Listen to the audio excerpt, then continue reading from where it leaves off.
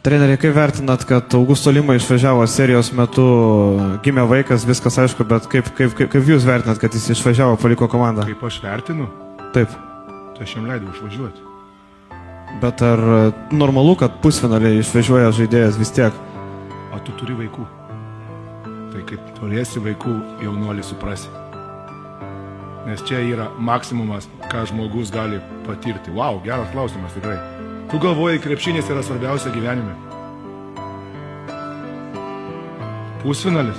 O kam jisai yra svarbus? Kuriai?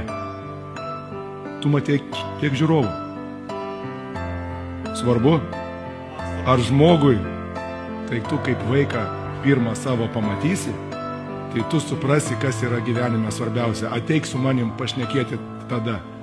Nes nieko negali būti didingesnio pasaulyje kaip vaiko gimimas. Patikėk manim. Nei titulai, nei niekas. Augusto Lima yra dabar padangėse ant emocijų. Aš labai džiaugiuosi už jį.